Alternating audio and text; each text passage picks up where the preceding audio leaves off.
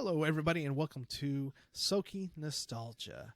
Now, I know everybody out there got their music fix last week.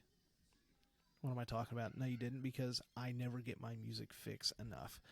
This week, we've got a really cool episode to give out to you this week.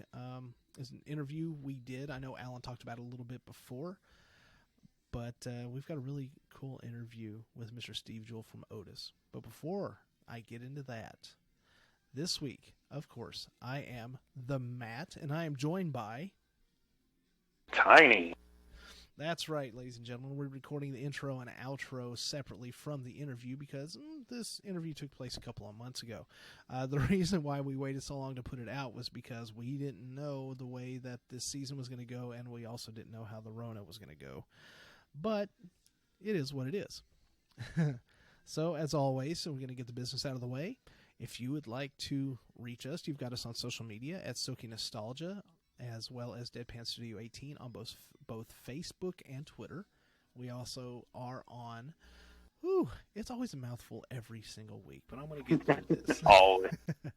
Now, we've got our emails at SOKyNostalgia@gmail.com, DeadpanStudio18@gmail.com, as well as the website, Deapan-Studio.com.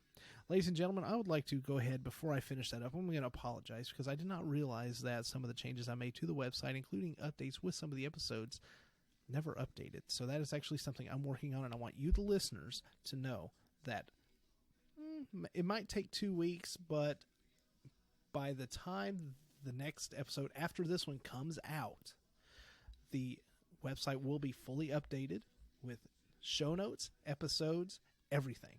So... be excited for that. Mm-hmm. Anyway, Deapan-Studio.com. So you'll get all that exciting content as well as a link to be able to contact us. Send us an email. I'm just going to let that sit there and sink in for a minute. Anyway. Please send emails.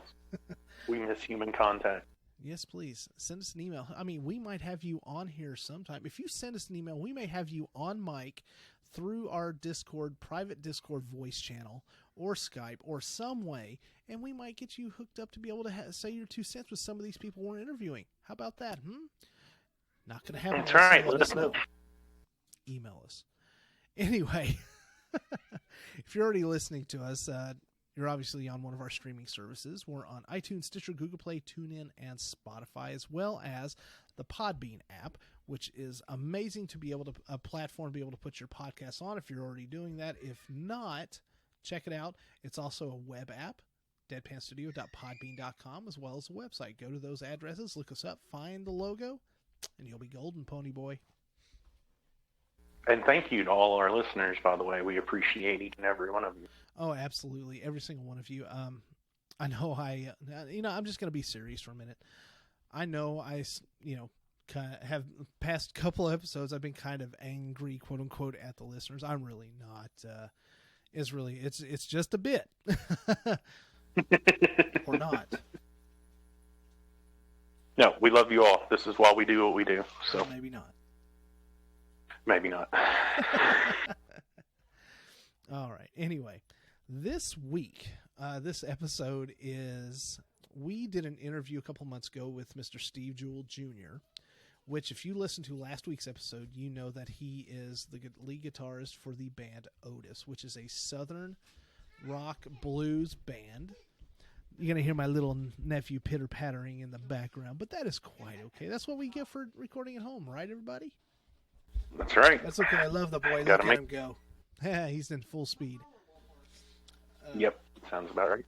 So, anyway, we did an interview with Mr. Steve Jewell, and he is a member of Otis, and he's going to give us some information about, life and times of being an up-and-coming rock and roll, or even a musician in general. The state of the music industry is kind of in flux, especially now, but it's almost like during the interview he was kind of, it's almost like he could see the future and see what we were heading towards. If you listen to it, you'll get what I understand. If you'll understand what I'm getting to. Wow, that was a little dyslexic in words. Yeah, words. So, I don't know. I really think it's going to. I really think the listeners are going to enjoy this, Tiny. Yeah, I haven't had the opportunity because I unfortunately was not involved in the interview, nor have I had the opportunity to listen to the episode yet. So I will be as surprised as everybody else when this comes out. But what I can tell you is I've seen these guys play a few times, and if you listen to last week's podcast, hear me say that I think they are going to be the next big thing to come out of Southern Kentucky. And I truly believe that they're talented musicians, and I think they know how to play the game enough to get it done. So, congrats, guys! You guys rock. Can't wait to be able to come back and see you. So, that's right. And until then, you can always check out. We covered that in the interview. You can always check them out on Facebook. You've also got their Otis Roadshow on YouTube, which is behind the scenes stuff while they're out on tour, so you can see what life is like for them. Traveling around in their Otis van. You also get a little taste of their actual personalities off stage. Of course, everybody who gets on stage, like us on mic, we have a little bit of a personality to us, which some of it's an act, some of it's not. What? I know. I'm letting him look behind the curtain. Pay no attention to the man behind the curtain. That's right. We live in the wonderful world of Oz right now. Oh, sure do. So you'll get to see them as they're off to see the wizard. You see what I did there? But it's really neat. He's very well spoken. He's very knowledgeable, and he has a lot to say. We gave him a platform, and you'll understand what I mean by it's a really, really good interview. It's not your standard interview where we give him 1,000 questions. We turned the mic on, and we just went forward. I was going to say, from my understanding, it's definitely not the traditional interview. However, if you listen to last week's episode, this week, I think you'll get that we don't conform to traditional standards for most things. And I would much rather sit and listen to a musician talk and tell the stories they want to tell than to offer them up cookie cutter questions like, "Oh, how did you get your start?" It's I would rather us be a platform for them to convey the message they want to convey, as opposed to us setting up a message for them to convey. So absolutely, and that's at least something. If you or anybody else are a band that would like to be on here to be able to have a platform in order to say what you need to say, hey, we're glad to provide that too. And the only way to do that is by checking us out on social media. Again, Twitter and Facebook, and our email. That's short info. Yeah. And, we'll be glad. We'll talk to you, and, we'll do you right. We'll treat you right. Just ask Mr. Steve Jewell Jr., who, quote unquote, said that was the best interview he has ever had. Pat myself on the back. Woohoo! That's impressive, sir. Yeah, and so much.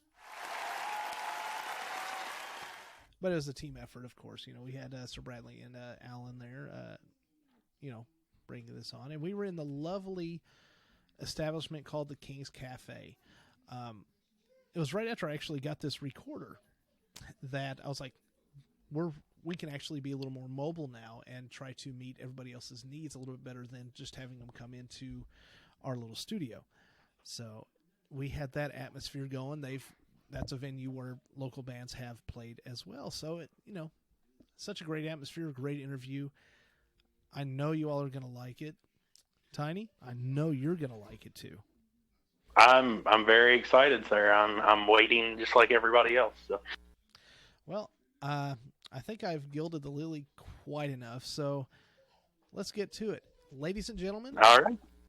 From Deapan Studio Podcasts, I present to you Mr. Steve Jewell Jr. of Otis.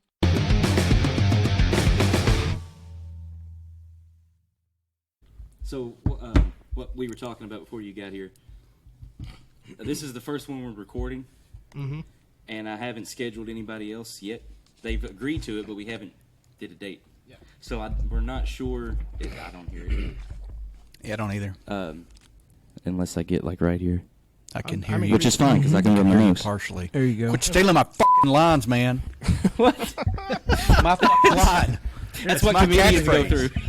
through. I hate using a mic stand. You go for it, man. There you go. I've been more comfortable doing this since I got that than anything. So You're comfortable having something in your hands. Let's see.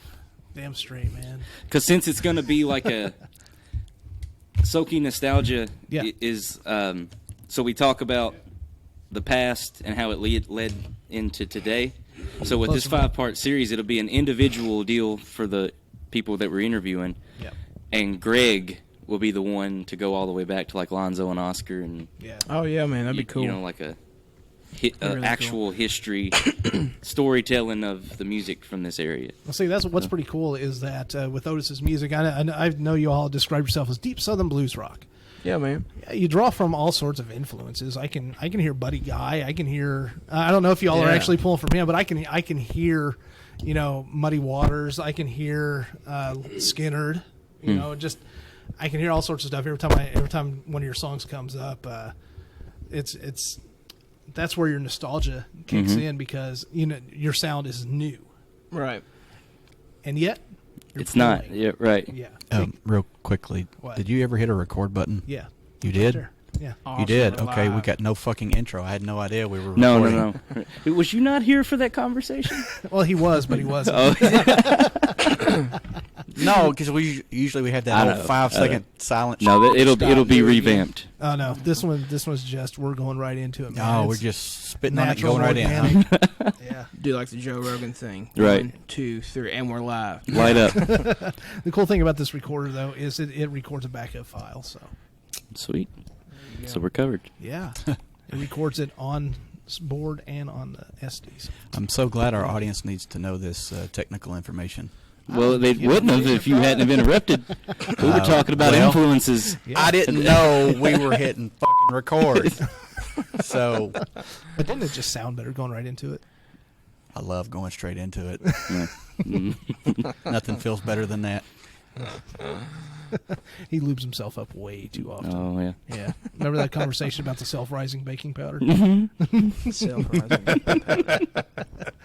What was That that? sounds fun. What was that conversation? Oh, fuck, I don't even remember.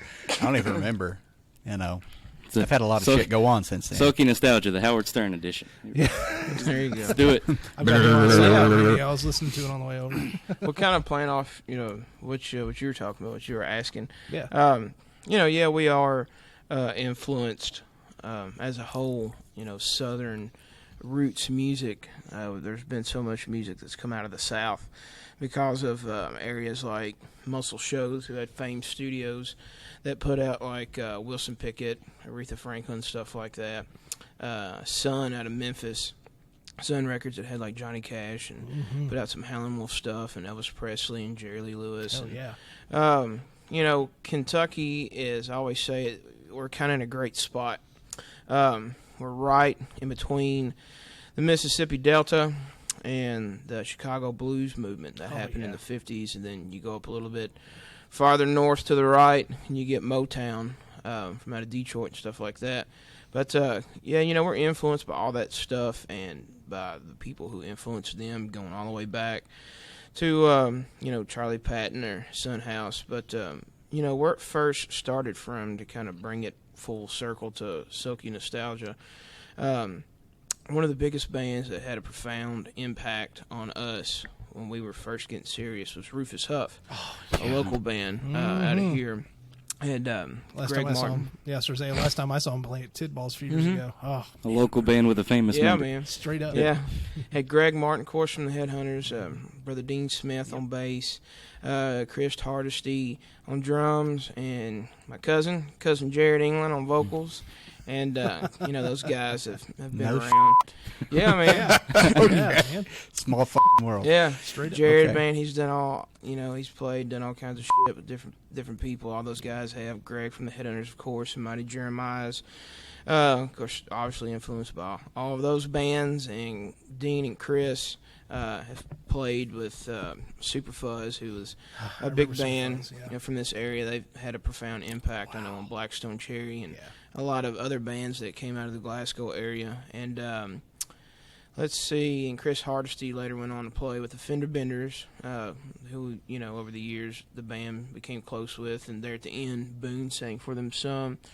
But, yeah, man, it all kind of goes back for us to what we have in our own back door, being big influenced by, Blackstone Cherry, the things that they were doing, just for the fact that they were a young, current band that broke out and caught success. So, it kind of inspired, I think, us and many other local bands that we could do it too. Yeah, because before Blackstone Cherry, at least around in this area, in the Bowling Green, Warren County, and Metcalfe County areas, every time a band would start, 2 years done. It's hard, just, man. It is. It's a hard road. Mine didn't last 2 years. God.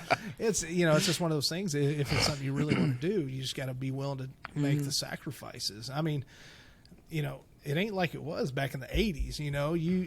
You play 5 years ago. Yeah. 3 years ago. Yeah. I mean, it's changed. And that's so one of the fast. great. That's one of the changes every day. Probably one of the most respectable things about Blackstone Cherry is you still got the same members. Yeah. What was it? 2001. I think when they got together, around 2000, 2001. Yeah, first album like 03. Yeah. Yeah, well, it's like not to call them out or anything, because I was a really big fan of both their music when I Jalam, which eventually became Chasing Lane. Yeah. Yeah, and, two of the members stayed, the rest of them left, changed their name, got almost there, and then just crap. Great music, man. Great lyrics, All those Chris Klein. Chris. I think they. He went to August Red Moon for an album. Chris Klein's did, and so many great bands, man, around here, and then there's so many different variations of great bands from other members of other bands got together and joined this band and stuff like that. It's like their own little versions of a super group. Almost. I hate. I know that's kind of a bad thing to say when it comes to music, super group. But, well, I just seen an article where Billy Gibbons apparently is doing another super group. I didn't read much detail on it, but it was posted Not like the Supersonic Blues a few days ago. I'm not sure. I think it said 6 days ago. That man's a genius. Anytime I hear supergroup, I think Traveling Wilburys, but it's just me. Everybody knows how I feel about Tom Petty, so. Yeah. Billy Gibbons is an interesting cat, man. He's a man of mystery. Last time I talked to him on the phone at White Castles about 5 or 6 months ago. Just a kind of luck of the draw thing, and you never know where he's going to turn up. I mean, all of a sudden I've got a TV turn on. There he was on Parks and Rec. No, what he played somebody's dad. I can't remember. Just all of a sudden he's somebody's dad on a show. Come out of nowhere. Crazy. Yeah, he's a man of mystery. He's a interesting cat. I remember Boone a couple of years ago, but 3-4 years ago, Brian Farmer, who was the guitar tech for Warren Haynes, government and all that, he passed away, and his funeral was in Nashville. And Boone and Greg went down to the funeral, and as they were getting ready to leave Nashville, Billy called and asked them if they wanted to hang because he was in Nashville. So they turned back around and hung out with Billy and his wife at dinner for like 4 hours, and it was just crazy. Boone was talking, like the whole time. Boone wanted to pick his brain about stuff. And instead, he was picking Boone's brain about stuff like, what guitars did you use on your first record? Well, I remember seeing a picture of him holding up the tribute to, is it Brim? Brim. Okay. Well, that makes sense because there's not an E. Yeah, man, Kentucky is an interesting place when it comes to music and music history and the story behind that. John Brim was from Hopkinsville, Kentucky, who migrated up to Chicago during the around the 50s blues movement thing. And John Brim wrote the song Ice Cream Man that Van Halen cut on their first record. And he got to record and write and play and all that good stuff with a lot of the blues greats like Little Walter and Elmore James. So that's kind of where that came from. That project idea was Greg Martin, and he asked us to kind of collaborate on that with him, and it worked out, and it was a fantastic thing for us. Changed our band doing that record. And, you know, there was this gentleman named Sylvester Weaver who's from Louisville, Kentucky.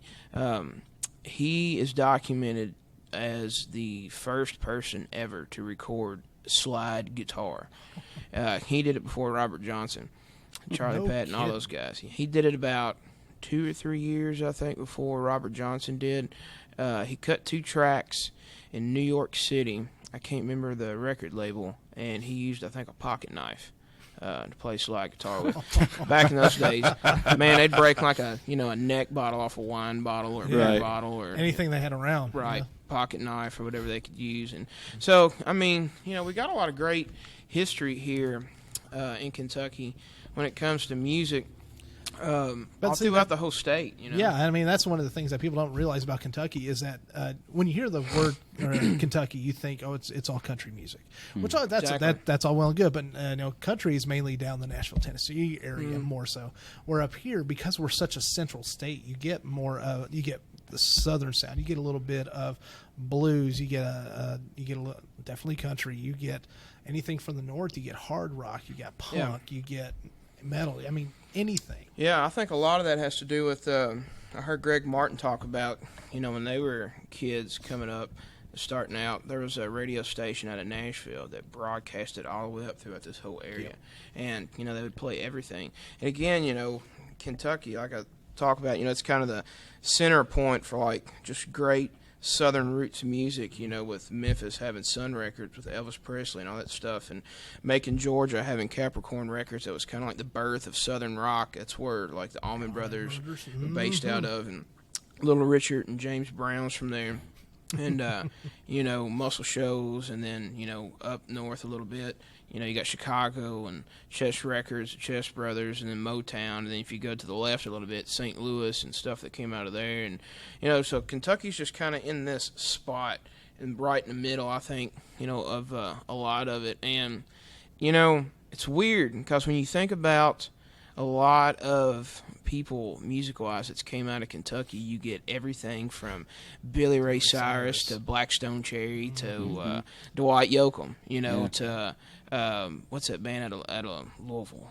Man, gone blank. They're My Morning Jacket. My Morning Jacket, out of Louisville. They're Cage the Elephant. Cage the Elephant. So Cage the Elephant to Dwight Yoakam. I mean, that's 2 drastic differences. And and then I don't know. There's something about our area, man.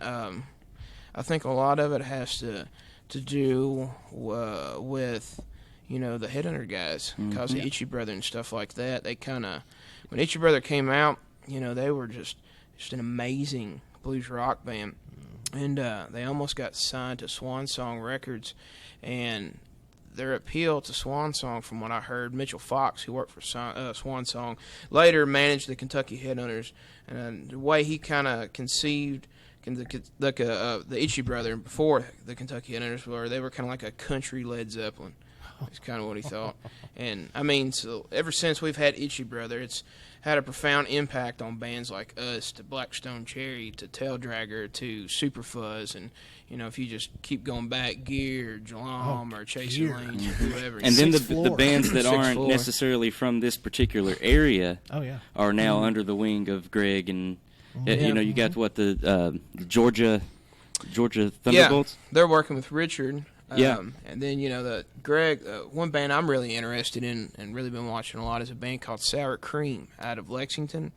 It's Greg's grandkids is in it. Huh. His grandsons, 2 of them, Harlan, his grandson that plays guitar, and his other grandson, John, that plays drums, and their friend Kobe plays bass. And just amazing, man. It's like one of the first times I saw them live. I think they opened up for us in Lexington, and the whole time, it's just brought back this whole nostalgia, if you will, of just being buddies back in high school jamming, and they just have this fun energy about them. It just makes me wish I could go back and, play the venue on a Friday night here in Glasgow. Right. Which you mentioned that, that's, Otis has that same energy, I feel like, on stage. I've seen him when I've seen him perform over at Riblickers. This is the first time I ever saw it. That's the first time I'd ever heard the music, first time I'd ever seen it. Man. And I was like, man, This is fun. Well, I was shocked. Like, I met It's Boone. different. I love it. I'm not sure. You guys might have already known one another, Sightail days. Yeah. But Yeah, we all start somewhere, right? Okay. That's how I met go. Boone. Was Yeah. working there, and Steve worked there at one point too. And I did not know that Boone was a singer, that he played anything. I knew Steve did because our dads used to be in a band together. Nightfall. We go way back. Oh yeah. So and his dad, Steve Senior, was in a few bands, like not just Nightfall, because Nightfall was kind of like it was a rebirth of the Nightfall band, because Right. that was Years a name, ago. a different set of guys years ago. But anyway, they were like, yeah, we're going to be playing at the Horse Cave Heritage Festival. I was like, okay, well, I'll come check it out. And after when I was like, oh my God, because I already knew what Steve could do. But when I heard Boone sing, I told him later on, I was like, dude, if I had a pair of panties, I'd throw them at you. It's like, my goodness, because he talks like, he's so... He's lying he's only so, because they were already wet. but like he's so like, you know, it's almost like when you find out that Gilbert Gottfried doesn't really talk like that. Blows your mind. Yeah. You know, because in reality, Gilbert's like, you know, Yeah. hey, how you doing? And then when he's on stage, well, let me down. Yeah. Boone, in normal conversation, yeah, man, yeah. And he gets on stage, and it's like freaking Comes alive. chicken man. soup for the soul. Hey, man, when you feel it, Yeah. you feel it, right? Yeah. Right. I would It's say awesome. Boone's our secret weapon, but I kind of feel that about all three of them. Yeah, oh man. If anybody's the weakest link, I guess it's me. Yeah, Seeley was involved in that band in Nightfall Yeah. for a minute. Yeah. Man, Alan, man, me and Alan go way back. Like those famous days, like some of the most legendary concerts people recite back to, like Woodstock or the Fillmore East or Fillmore West days. But I've always thought to us in our area, and for me, in our generation, I pinpoint the convention center. And when Blackstone Cherry and the Headhunters used to put on the convention center Toys for shows, Tots. and I went with them to Allen. First time I ever went to any of those, Alan and I went together because, God, I remember when they were first breaking out, Blackstone Cherry was, and was really getting a lot of buzz around here locally. If I had a half a penny for everybody that said, John Fred's my cousin, man. Yeah, I know Ben, man. He's dating my cousin's sister's ex-wife. My nephew's wife used to always go, yeah, John Fred's my cousin. All the time. Love you, Dude, Jess. like, yeah. I had an argument. Well, I didn't have an argument. I just didn't argue at all. When I owned... It was a Boone and I- lecture, and he was just there. Boone and I used to own Music Is Me. We bought it from some Yeah. of the Blackstone Cherry guys. And this guy came in one day, fully convinced, he knew everything about John Fred. And for those of you that don't know, as far as my understanding, John Fred's an only child. And this guy come in was asking me if Blackstone Cherry's still around playing. Yeah, man. They're still around playing. They're doing pretty good. So if I think anybody, they're in like Europe right now or a different country. And he was like, okay, well, my sister's kind of sick, and I was going to see if I could get his band to come play like a benefit thing for him, because I went to school with John Fred's sister, and we used to hang out a lot. And then he started telling me, he's like, yeah, man, they got their big break because Ben, his daddy's Doug Phelps, bass player for the Headhunters, and Ben's daddy Doug, got them on a world tour, with Kid Rock, and Kid Rock took them over to Japan and did all this stuff, and got them on their record label, and boy, it really blew up. I mean, I could have argued, but I was just like, you can't make this up. right? No, I hear it all don't the care how time. much I've drank or what I've smoked. I couldn't have made that up. Some of the Right. stupidest So I was shit, just like, tell you. really? I've forgotten a lot of the stuff because a lot of the stuff I've heard about I love Blackstone it. Cherry that apparently was true, but it couldn't be further from it, was around the time that they first really started. They started self-titled and then Folklore and Superstition. That's when I remember a school teacher. I ain't gonna say his name because he is a musician. Me and my buddy Shelby Miles. We were. It was right I know who you're after talking about. Folklore and Superstition came out. Miles. And we wanted this teacher to hear it. And he listened, and he's talking about Chris. And as Shelby was like, Chris is Alan's cousin, yada, yada, yada. So he listens, and then he goes, Yeah, they're really good, but he ain't going to have that voice in 5 years. How long has it been since Folklore and Superstition came out? Oh. He's better than ever. Yeah. You know? Yeah, like, man. It's funny to me. Boom, it's the same thing, man. Boom caught so much shit and hell starting out from a lot of people around here saying that it was a long time they were just a three-piece because they were really into like Cream and Hendrix and three-piece type bands. And, you know, a lot of people gave him a lot of hell saying, you know, you don't need to be singing. You're not that good. Y'all probably need to find a new singer. And, you know, Giffen around that time, I guess, you know, go through puberty, you go through things, your voice changes and all that. He used to kind of have like this hoarseness type thing to him, but he, you know, I think proved all them wrong. Yeah, absolutely did. To me, he's like a fine wine. He just gets better with age, you know, and you know, to hear him That's now. why he's so soft-spoken. He's reserving it. It's just, I don't know, man, like that, and there's just something about the power of ski drinks. It's like everybody's got their that's not from here. What's ski? Everybody's got their like go-to thing that like works for them. Him, of course, it's, you know, sleep, and he likes to get hot when he's on stage. If he starts getting hot and sweating, it kind of helps, you know, loosens him up stuff and kind of get some gunk out of his throat and all that good stuff. And ski, which makes sense because it's got citrus in it, which my big thing before I play is I like to drink like a lot of like lemon water. Yeah, Boone, he kind of likes lime in his water. Yeah, it's like you know, one of the good for your throat. We do acting. I'm not gonna. He's more professional actor than we are. His first. Going to be number 2 on stage. I've been doing theater for a few years, but one of the things that at least I normally do before I get on stage, especially if I got a bigger part, is I'll drink pickle juice. Pickle juice? Pickle juice, pineapple juice. No, I'm not doing that. I'm reckless. Because I'll throw it up all over the place. I'm reckless. I'll drink a Mountain Dew and smoke a few cigarettes. Of course you will. Yeah. Of course you will. Hopefully I'll break that one day, but I've been lucky so far. I haven't lost my voice during performance. Yeah. So. What I've had somebody tell me that makes a lot of sense, that helps with that, you know, from losing your voice or whatever. Yeah. I heard the key is water, but it's drinking enough water days before your event. Right. Yeah, so that because here's the thing: throughout the night you're going to become dehydrated. So what that's going to do is it's going to keep you loose before you even start, and then it's going to protect you because you're not dehydrated. I can fully. I'm taking all the notes I can get right now. Yeah, I fully can back you up on that because I didn't know the reality of that until our European tour this summer. We played in Germany, and we played this Harrisburg festival in Germany, and they don't have a lot of air conditioner over there, not in like hotels or houses or anything like that, because they really don't get that hot where they have to have. It's usually about mid-80s, you know. Yeah. 90 at the hottest in the middle of summer. This was, when we played the Harrisburg Festival that day, it was the hottest day ever recorded in German history.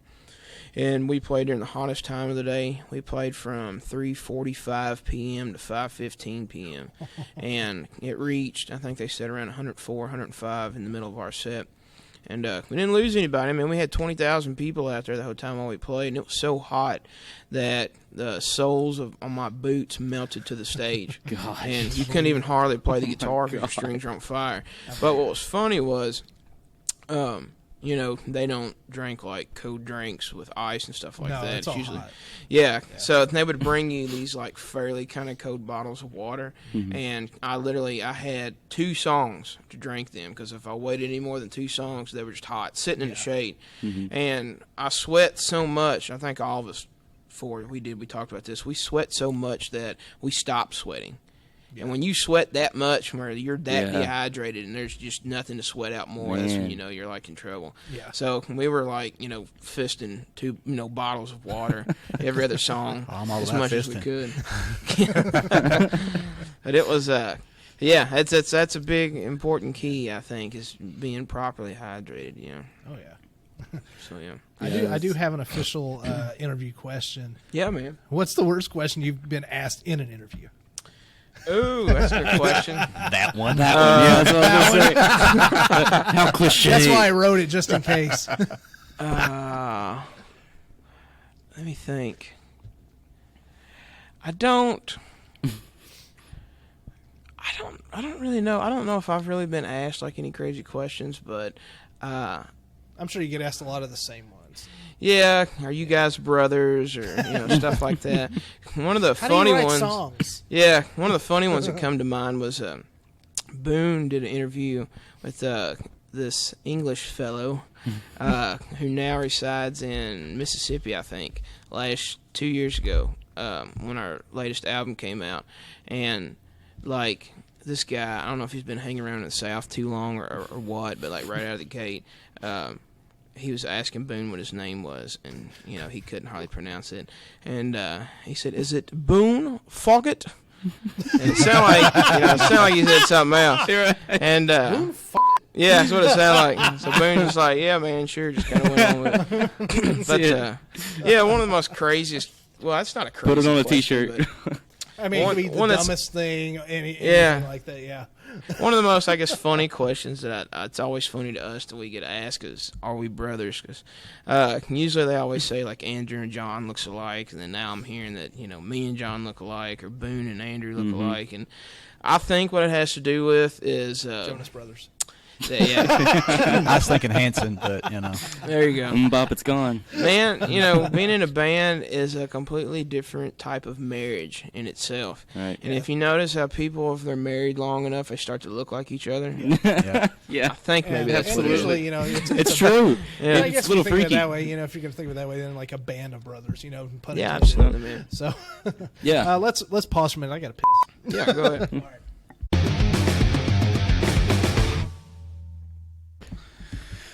All right, well, that was a good break. You remember where you were? Oh no, it separates it. So No, do you remember where you were? Oh no, I'll talk. Ask me what was the silliest question. Oh, yeah. oh yeah, the silliest the question biggest you've been dumbass asked. question you've ever fucking heard. I mean, I got a backup in case he said something I didn't think was the stupidest. So I had one ready. I would kind of encourage it actually, but it's like a lot of people that does all this reviewing and interviewing and stuff like that. It just seems like a lot of people are going through the motions, We got a great publicist that we work with at Las Vegas that hooks me up with a bunch of radio interviews and stuff for Tour Press. And, I do these radio interviews, man, with a lot of these radio stations, and I'm thankful for them, and I'm not saying anything bad, but, a lot of it's just kind of the same shit. Like, they're just going through the motions. Like, so tell me about the record. What is it like being in a rock and roll band out on the road? It seems like they have a bulleted crap. list, just one right after the other. Yeah, how's the tour going? All they got to do is do a little bit of research. Right. I mean, that's kind of why I love podcasts so much, man, because you can literally do whatever the hell you want and ask whatever you want. And I feel like it's more real. And I feel like in today's society and the climate we're in, people are starving for crap that's more real. They want more real shit. Yep. And that's why, like, you got to be real, man. Oh, yeah. That's why a lot of this stuff, I think, is working out so well. And it's like I tell a lot of people, Alan, I was talking about it outside earlier, that, I tell all people all the time that YouTube is the new television and podcast is the new radio. Yep. I firmly believe that. I do too. I have probably 100 hours of unlistened to podcasts from I just That's all you subscribe so hear much. about anymore is podcasts. Yeah, man. Yeah. I do kind of half and half. I do a lot of radio interviews and for blogs, and sites, and magazines, stuff like that. But I also do some podcast interviews as well. I'm sure the longer the longer the whole trip with I Otis enjoy goes, it, you're going to man. get you'll enjoy it, but you also get a lot of the same stupid questions. And I'm sure that this is probably your favorite. So Absolutely. Oh yeah, so the dumbest question is going to be, what's your most useless talent? Don't answer that. Oh, I can. I get a Making really strong spaghetti with forearm. my toe. Hey, if I'm going to remember for something, it's by asking that question. Yeah. Well, I tell you, I just sprung joking, something on Steve. I think it was at Rib Lickers. I just walked up after they got done playing, and I had my really? Snapchat video recording. And I said, "Words of wisdom from Mr. Steve Jewell Jr." And he goes, literally just a split second, "Okay, if you go to sleep with a itchy butthole, you wake up with a smelly finger." Yeah. Chinese wise, Just Chinese wise. Chinese folklore wise tale. He who goes to bed with itchy butthole wakes up with stinky finger. I have a friend of mine that whenever we have a new person hang out with us, he'd go, he'd always put them through this question just to break the ice and make them a little uncomfortable. He'd go, so if you and I went camping and you wake up with and your asshole's really sore, would you tell anybody? God. Of course, your first normal reaction is going to be, oh, hell no. He goes, you want to go camping? I love it. You realize how many times I fucking heard that as a teenager? As soon as I heard where you were going, how many times did you go camping? I mean, you could have hemorrhoids. I mean, it could be.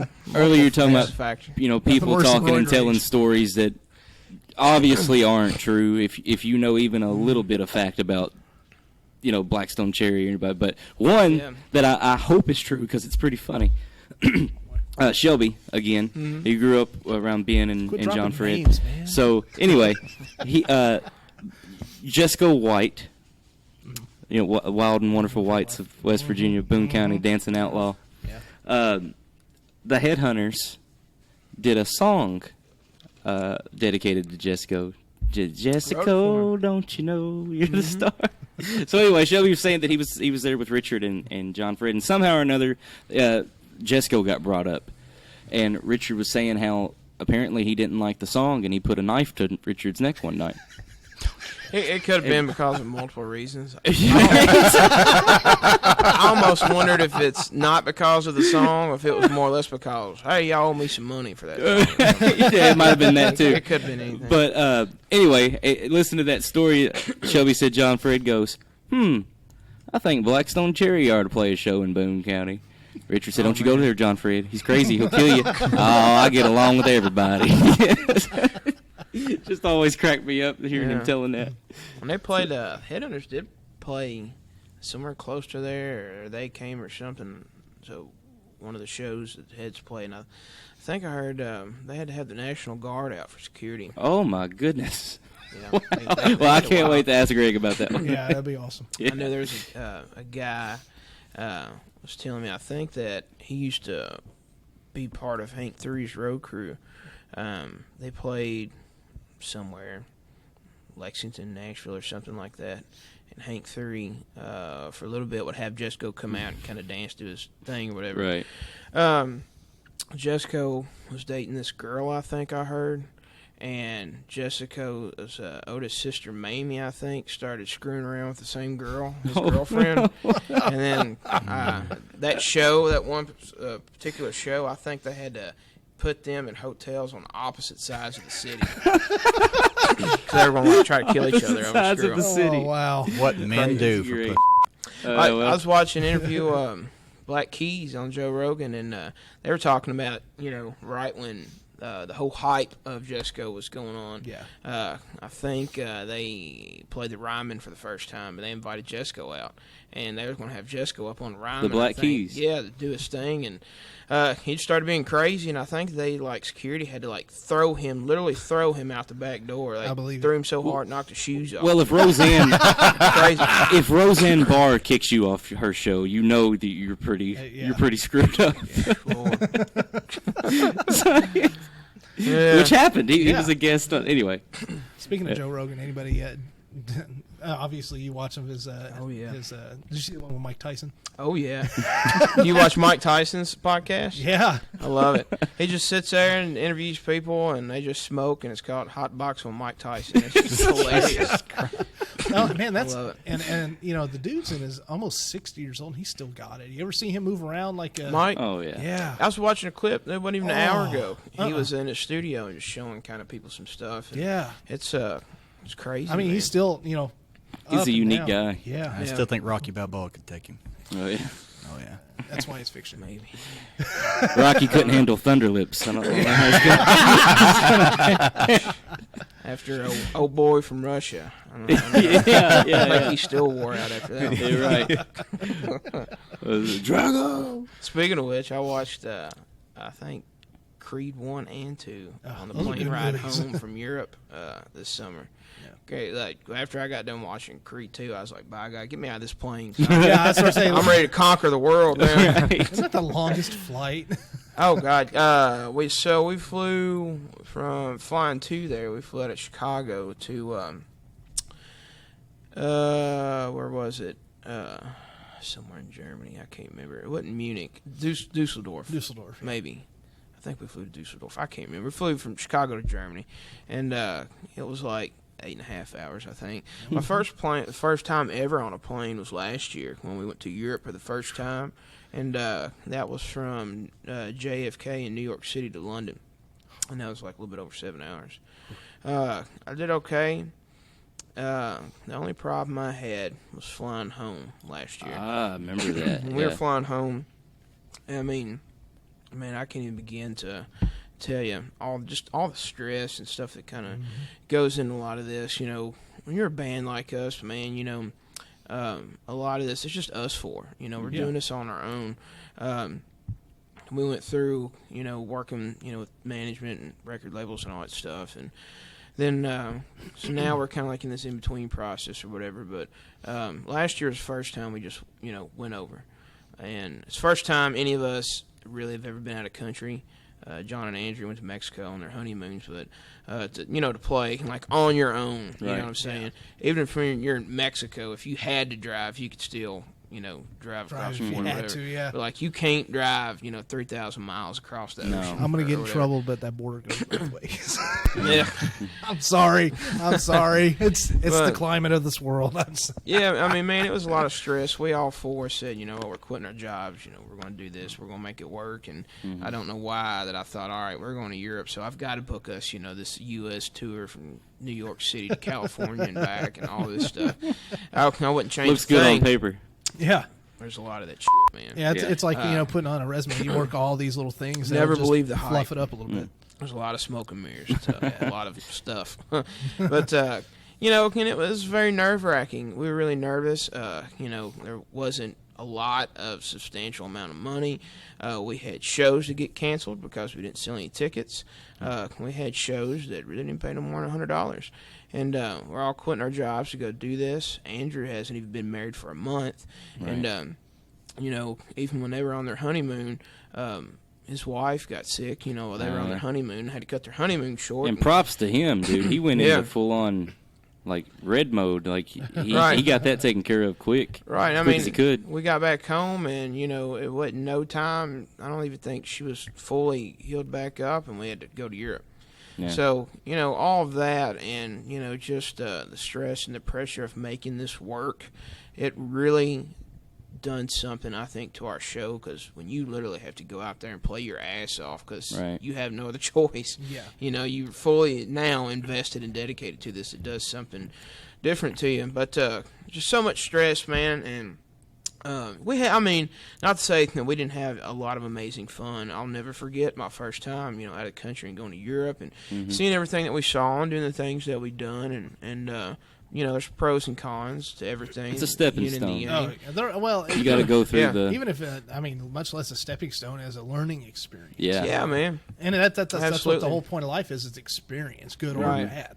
I mean, dude, I you know, we all could have cried because we were getting ready to get on a plane, and John Fred texted me, and you know, our first show was in London. We played at the Boston Music Room, and I always say, you know, it's just Otis. Welcome to Otis. But our first show, as soon as we get on the plane, get ready to get on the plane, the flight was canceled. Excuse me, because of really bad snow. And then we get there, and over there, you know, they don't drive a lot because it's just ridiculous, the price of gasoline and diesel and all that. So their main, you know, transportation is like trains and taxis and stuff like that. And all of that was shut down when we got there because of the weather, which played a drastic role, you know, on our show that kind of put a damper on things. But stuff like that, we're just like, yeah, welcome to Otis, just another day. Right. But John Fred texted me and was asking me, you know, like, hey, where's your first show at and what time is it and all this stuff. And I told him, and I figured maybe, you know, they was going to tell some friends about it, or a guy that works for them named Joe McKinney, who's from Glasgow. He lives in London now. Shelby's cousin, actually. Right. Yep. Thought maybe, you know, say something like him to have him come out. But he's like, well, yeah, man, you know, we're all coming. We're coming to your show. So and I was like, really? You guys are coming? And he's like, yeah, man, we wouldn't miss it for the world. And our very first time we ever played in Europe was in London, and Blackstone Cherry was there. Nice. And which was really cool. And we got them up to jam some, and it was just, I was gonna say they wasn't even billed. They just got on. They just went on stage, right? It just worked out, man, because when they were over there the same time we were, because they were doing press for their latest album, Family Tree, that came out. Mm-hmm. And it's just weird. Like, I still to this day don't think there's ever been that much Metcalfe County and stuff in London, England. All at once. It's very surreal. It's just like, dude, I just saw you yesterday, at like, Walgreens or McDonald's or something. Now we're in England together, and it's just half weird. the country speaking with Metcalfe County. I swear to God, accents. I see Ben at Walmart every month. Oh yeah, They're for a period of time. I didn't sleep. So me and my buddies would go to Walmart at like 2 or 3 o'clock in the morning, and there was Ben and sometimes Ben and Jessica. They were just it was like every single night. We were talking about that when we were over there, like, and that blows people's minds. Even here, I'm like, what? I saw Ben at the gym, and then a week later, I saw Ben at a castle in Wales. That's what we were talking about. It's like, I'll see Steve, when I'm jogging at the gym or whatever, and then next week you're playing together at a castle. That's the thing people forget is that, you all play all these venues and you do, you play in front of so many people and everybody loves your music, but it's like awesome. Your people.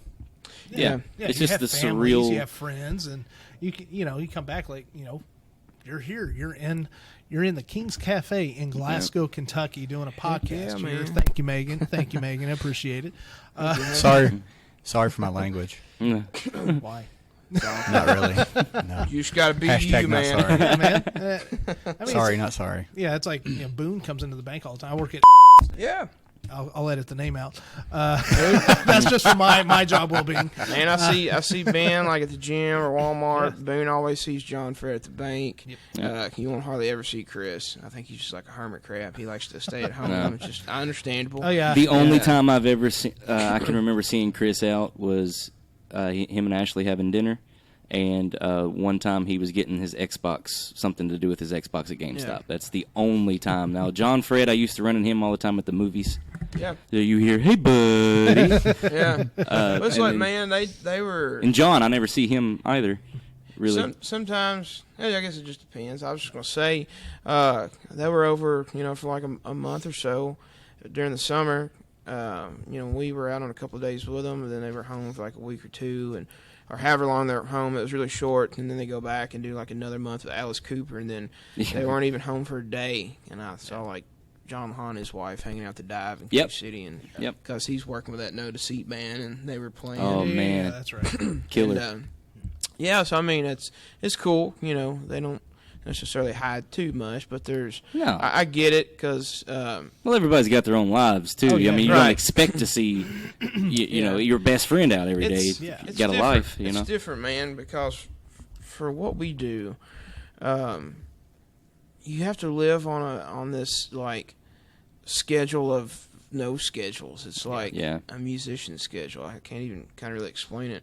And I think just we probably understand that just in small snippets. Acting's the same way for me. Yeah, man. I live in a planner. That's it's hard for me to tell you I can be somewhere because I don't know what I'm going to be doing. That was a big thing for me. I'm trying to figure out how to adjust to that because I like structure and I like a schedule. So to a degree, and I've always kind of enjoyed like going to bed at a decent hour. No later than like midnight, and maybe getting up at least 7 or something, drinking coffee. Such an old man. Yeah, I'm on the downhill slope to 40. My decent hour is 10:30, 11 o'clock. Right. I think I'm the oldest one here. So, but I have to make myself. No, you are older than me, aren't you? By a few days. Yeah, I have to make myself like stay on this schedule because, like a lot of times what we'll do is, for example, we did a run, and our last show was in Iowa, and we drove straight back. We just, after the show, we got in a van in Iowa and drove 12 hours straight to Glasgow. Didn't get a hotel or nothing. And I drove us home, and I didn't sleep. And, Is that because of the driver? Yeah. That's because I was driving. Oh, there you go. And then smart way to do it. Yeah. Stay awake. Yeah, we did a run earlier this year where we went up to, like, Vermont and back. We were, like, 20 minutes from Canadian border. It's the only farthest state up you can go farther than Vermont, I think, is Maine. But we were pretty far up, and it took 24 hours to drive back to Kentucky. And we only stopped. We just drove straight back. We got home the next day after our last show. We stopped for a couple hours just to pull over and kind of sleep a little bit. But, that's very that's a big part of it, how we do it, because, the way that the climate is in today's music industry, they don't want to take a chance or try to curate anything based upon, taste or talent. Only thing they really give a shit about is just metrics. Yeah. So you literally have to go out and do things like we've been doing that would break up most bands. Mm-hmm. I'm talking about, sleeping in a van. Right.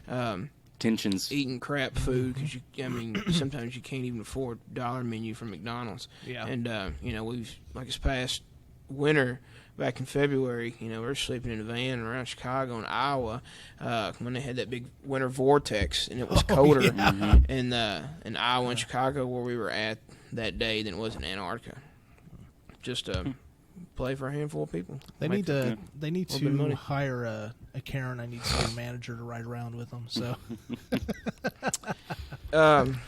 yeah, a lot of bands would love to have stuff like that, man, but you just can't afford it. And the way today's music industry works, unless they're making money off of you or you want to pay them, they don't really want to mess with you. With acting, networking is a huge part of it. And I can see with all the bands, all the name drops that have taken place tonight, Georgia Thunderbolts, who they got in their corner. Well, Richard Young. You got to understand, you guys. A lot of these bands, Richard Gregg, that are able to make money. Yeah. I think that's from what I've been able to witness personally, is the biggest thing to help, and you may not agree with it. To a degree, is networking. The people that you know, and of course you got to have the talent. Because I don't remember. I don't know how many times I heard, "Well, Blackstone Cherry, they wouldn't be where they are if it wasn't for old Daddy." I was like, "No, you gotta have talent." Oh yeah. Well, that only works to a degree too. Exactly. Like it's the way, man. It's just the way it's working in the industry. It's like I see people, man, that doesn't have a fifth of the talent that I see some people here have. Oh, yeah. Absolutely. And they're getting record deals and all this. It's crazy shit. unbelievable. Like the girl, the Catch Me Outside girl that got famous off the Dr. Phil. He regrets it. She put out like a little remix thing of that catchphrase, and it was the most streamed song I think on Spotify. No sense. And she gets a record deal. Yeah. Listen to this. She gets a record deal handed to her from Atlantic Records. Atlantic Records there's only like maybe 3 main record labels now, and then everybody else is kind of underneath them, or they own a lot, or they control everything, so you have to go through them, like the distribution or the orchard or whatever it is. And to me, because I love a lot of that nostalgia, I guess, if you want to say, of, a lot of that classic, awesome music, and I look at Atlantic Records, and I'm like, Atlantic Records, man, this is a record label that Cream was on. Yeah. Otis Redding released stuff through here. Ray Charles got his start, and now they signed this girl, the Catch Me Outside girl. Yeah. It's like, what the hell, man? What are we doing? It's gone from wanting to sign talent. It's sensationalism. To signing sensationalism. What they think will get them. They don't care about metrics. Yeah, exactly. And the thing is, it's never about long term, down the road. It's always for right now. And a lot of it's just because everything in the industry has really changed. And honestly, it's because of the internet. Right. Good or bad, it's because there's of good the and internet. there's a lot of bad. Pros and cons to everything. Yeah, because absolutely. It used to be, because people don't buy albums anymore.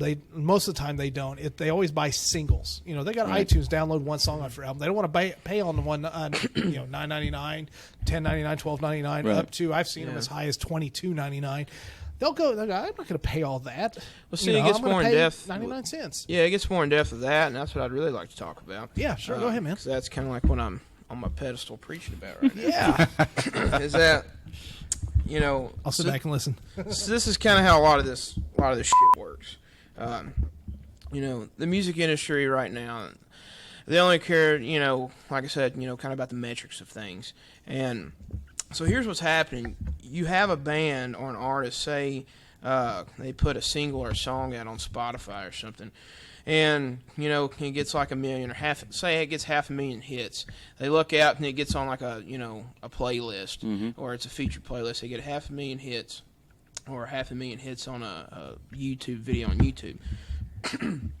And then they want to pay attention to that or how many Facebook likes somebody has Right. on Instagram or whatever it is. But what people are not understanding is that you can buy likes, you can buy Yep. follows. You sure a lot of can. it's fake accounts. Yeah, it's the influencers. And here's what's happening as far as streaming.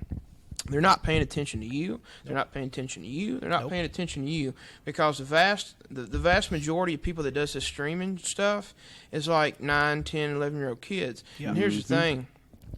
When I was 11 years old, around that age, I remember buying an NSYNC record. Because, I saw it probably like on Kids Bop commercial 2000 or something like that. Hey, some I was a moron. The VMAs. I was a moron. Yeah, I didn't know TRL. what you can't base a whole industry and metrics on me, a 11-year-old kid that's buying an Right. NSYNC record. One, because I have no taste. I don't know what I like. I'm just going, what I saw on I'm TV, a seeing. little snippet. Yeah. The second thing is I don't have any money. I can't buy concert tickets or anything like that. So here's what's happening. You could take somebody that gets like 500,000 hits on a YouTube link, say that, they figured out they get really good at social media and they buy all these likes and all this crap. And then they get these record deals and catch these breaks, and they can't sell 20 tickets in their own damn hometown at $5 each. Nope. And then the record industry and people are just sitting there like scratching their head, like And they've already invested so much Right. money into them, and they've lost so much money. It's stupid. And it's dude. They don't have any mind-numbing. direction. And it's mind-numbing that confuses them. Yeah, and then like when you get into like, there's a lot of controversy, about people getting paid with like a lot of the streaming stuff. I saw where like Peter Frampton had that song. Baby I Love Your Ways or whatever, got like millions of streams. I can't remember. It was like 10 million streams, and you only got a check for like $1,500. Well, that's because you don't get paid for streams; you get paid for advertising. Right. That's how most of that works, especially on YouTube. Yeah, here's how the royalty works now. I know as far as Spotify goes, we get paid two types of royalties. There's a royalty that gets paid if you have the premium account or whatever, and then they pay a different royalty for the people that just listen to stuff for free and don't pay nothing. And I just saw Patrick Carney, the drummer for the Black Keys, was telling Joe Rogan on his interview that he kind of talked some shit about Spotify, and one of like the CEO or whatever saw it and was like, hey, let's have lunch and talk about this stuff. And he said like the guy from Spotify is a cool dude, and basically what he was telling him is like, listen, we give the money, we pay y'all's record labels and stuff. What they do with that money is up to them. Yeah. So, and I mean, man, it's just There's a middleman. it's just ridiculous. I see a lot of bands that have all this stuff. It doesn't matter if it's management or on a record label or whatever. And then, some of them are doing okay, some of them doing better than the others or whatever. But then you have somebody that pops out of the woodwork like Tyler Childers and just blows up. Or you see a band like Wolfpack who's never had management, never been on a record label, and they're headlining Madison Square Garden. Yeah. That doesn't happen in today's society and everything. The people that do that, we're talking like Jay-Z, Beyonce, Katy Perry, Taylor Swift. Those are the people that headline like Madison Square Garden and all this type of stuff. But, you take a band like them, that it's just them. The only thing they have, from my understanding, is a booking agent, and that's it. Right. And then they do that. So it's helping bring awareness, and it's helping having different conversations that I think bands and artists, kind of need to be happening. Yeah, absolutely. And, so there's pros and cons to the internet. One of the biggest cons that I see to social media is that nothing ever lasts, too long as far as the good days. Because what's happening now that I've noticed, like, you've seen like a massive influx on Instagram and people heavily on that platform and promoting that. Then what happens is they try to start monetizing things, and then they start creating algorithms, and your organic reach goes down. And if you want to reach your people and followers or whatever, you got to pay for it. So now I'm seeing everybody's like promoting TikTok because they haven't messed with that yet. It's fairly new, and there's still organic reach. But I mean, it's just part of it. At some point, Doesn't make it everybody's going to right, pay. but Right. It's I And understand. Yeah, and I mean, and it's good. It works. It's good to a degree because, I mean, man, I've ran social media ads. I remember last year I ran an ad for one of our shows that we played in North Carolina, and only spent $10 on it. It's all I had, and it was like 5 days before the show. And I targeted it for like a 20-mile radius around the club that we were playing. And the thing is, you got to know how to do this correctly. For our type of band, when I go into the ad, select the interest of people that I want them to hit, people that like Southern rock and blues rock and beer and nightclubs and nightlife and music festivals, that type of stuff. Yeah. So dirty hippies. Right.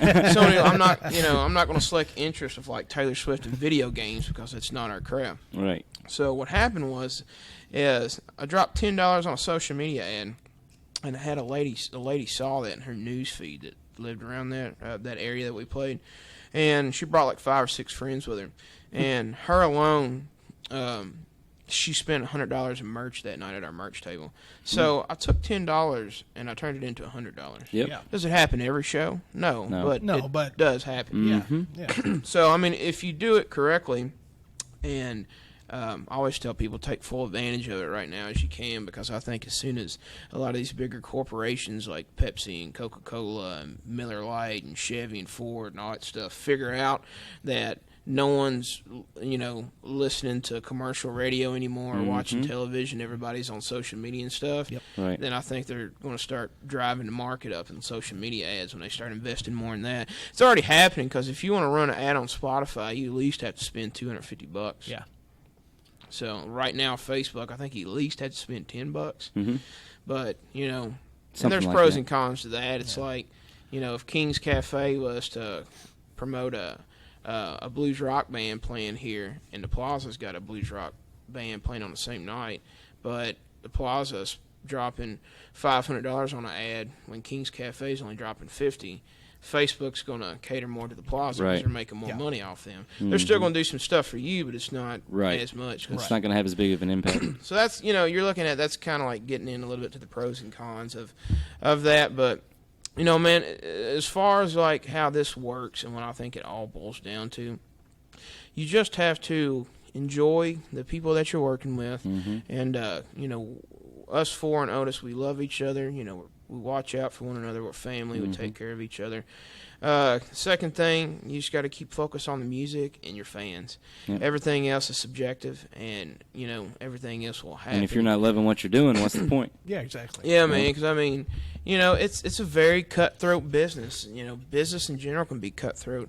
Not only have we had to deal with our share of just crap in the music industry, we've also had to deal with a lot of share of crap from bands and artists. A lot of times, they may make fake promises, or not necessarily fake promises, but how a lot of this works, man, everybody's trying to climb up the ladder. Yeah, they're all trying to take a bite out of the same apple. Right. So, like, maybe this band that's on this level is trying to, like, get in good cahoots with the band that's a notch above them. But that band's trying to get on a good level with the band that's a notch above them. But, what you have to do, no matter what level you're at or what you're doing, man, I think you just got to build a community, around yourself and what you're doing. Like, it would be cool, like, if Eric Clapton called me and wanted to collaborate, hang out. But, if it happens, it happens. If not, cool, because at the same time, we're meeting a lot of bands on our level on the road, and these bands are, like, letting us stay at their house. That's awesome. And then they're cooking us breakfast the next morning. And then we've played some shows where the bands that we play with just give us their money because they know what it's like to be on tour and to need money and stuff like that. And then you build a community around that within itself, and pull more shows, do shows with those bands, and show swap. We may do a show with somebody in Texas, and then if they come through our area, we'll do a show with them here. So we can kind of... Yeah, and it helps because you're not getting a lot of support. You mentioned the big companies like, Coca-Cola, Pepsi, and all them. They're not really throwing their weight behind, grassroots bands, or rock, heavy metal, hard rock bands in general. It's all pop. Yeah, that's the only thing they put. Now, don't get me wrong. The biggest population of those listening right now are, 11 to 17-year-old, girls. Right. That's just the cut dry part of it. But it's like, this year, when was the last time we had a rock band play the Super Bowl? Was it the Stones? Tom I don't Petty, remember. maybe. Was it Tom Petty? I can't remember. But that was 06. Maybe. That was 06. I remember the Who. Yeah, but it's been a good decade. I think the Who was after Tom Petty. Yeah, I think so but, too. Yeah. Again, this year, who are they having on here? I have no idea. I saw where there was a lot of there was some celebrities trying to get Metallica. Beyonce and Shakira. Is that her name? Shakira. Yeah. She's still going. Wow. Yeah. Well, she's married to royalty, so all I know about her, all I know about her is Shakira. It's it. That's it. Her hips don't lie. Because look, my musical taste. Look, if I can't feel it, I'm not buying it. It's he means the music. He means the music. I don't. Right. I don't think you mean Super Bowl. I think you mean the big game. Kid Rock said the big game. Yeah. If it's marketed right, you'll buy it. Right. If it's real, you'll feel it. Right. And I only listen to what I can feel. Otherwise, what's the point? There's no substance. And I don't want to get you in trouble with any people in the music industry. I don't give a shit. But it's like, you all write your music. Mm-hmm. Bands your level on up, they all write the music, usually in these types of genres, Yeah. But everything else is processed. Somebody else writes their music for them. Mm-hmm. Well, Beyonce has like 20 people writing one song. They may and it's the same word over and over. Well, Women of the world. This is kind of sorry, Beyonce. Yeah. This is kind of how it works. No, he's not. Especially on like a commercial. No, she ain't hurting. Yeah. How it kind of works on a commercial level, you got like this talent meter. Like the less talent it is and the less good it is, kind of the more prone it is to be successful. Yeah. And then like if you really start dumbing things down and watering things down, it stands to kind of be more successful commercially. Yeah. But the more good it is, talent-wise and music-wise and everything, it's like not going to stand a better chance commercially. Yeah. But, it's kind of what I was saying a minute ago, what it kind of all boils down to. It doesn't matter if you're a band, an actor, comedian, whatever it is, or some kind of personality, whatever, DJ, podcast, radio, whatever. You have to learn that, I think a lot of the problem is with a lot of up-and-coming bands and all those fields is that we stress and worry too much a lot of times of trying to bump elbows and shoulders with people bigger than us so we can have like this on our resume and hopefully collaborate with all those people. But what you don't understand, a lot of people don't understand that when you do kind of get to that level that a lot of your peers are on, that's a whole nother set of obstacles that they're facing. They're trying to do the same thing, climb the ladder. So basically what it boils down to is, like I was talking about, you got to learn how to build this community kind of, around what you're doing, and don't dismiss somebody just because they're not doing better than you. If they're on the same level as you, that's who I think you need to be making friends with and collaborating with, because you never know who's going to catch their next break. Yeah, somebody could catch it tomorrow, and they'll remember you and the stuff you did for them. And because we've tried, and I think a lot of it's just we've just had the wrong mindset. We had to get out here and just learn a lot of things the hard way. Yeah, and we've met a lot of people on a much bigger scale than us, and they're good people and they're nice people and everything, and they've been supportive, and we've done shows with them or whatever. But they don't owe us anything. No, and it's not a competition. It's not a competition. They don't owe us anything. And because sometimes it is frustrating. It's like, well, I just met this person, or I opened up for this person, or did this and did that. Like, why won't they call me? Why won't they offer us more shows? Or why won't they hit me back about writing this song or doing this or doing that? And, what people have to learn, I think, if people will realize that you need to learn how to establish and build those relationships with people around you that's kind of on your level, and build that sense of community, up itself. And things, I think, you'll be happier, and things will be a whole lot better for you. Because like I said, we just started focusing more on trying to tour and do more shows with bands on our level and people that we're friends with. And because what's happening is, we may not have hundreds and thousands of people that come to our shows, and our friends and other bands may not either. Yet, there you go. But a lot of people that are coming, like, they follow us around from different states, and they love to hear new music and stuff. So bands like us, if you put a show together with like 3 or 4 of us, and we get a full room of those type of people, then we can all can only benefit from that. Because there's just it's an energy. It's one of those things, man. You can't ever buy into the hype, because we co-headlined with a really big artist that's really doing well right now. We headlined with them down in Macon, Georgia, a while back, a couple of years ago. And then it was a sold-out show. There was over 1,000 people and stuff there. And then I remember going and playing that town again like 3 months later. And out of all the 1,000 people that came, I only remember one person from that show coming to see us. And so it's kind of devastating. You're like, I just co-headline with this big artist, sold-out show. Like, where are these people at? Right. With that, what that is sometimes if you're not careful, you can kind of get exposed to a fickle fan base and just fickle things within the industry. Right. It's just like never buying into the hype. Like, if you go back, the end of Tubby Smith's UK career, how hard it was. Yeah. And you notice, like, there was only just a select few of UK fans. Yeah. And then we won a couple championships here over the past decade. Now there's, like, UK fans everywhere. And then now you see all the diehard UK fans just like, Drake. what the hell, man? I'm tired of all this. Right. I've been a UK fan since.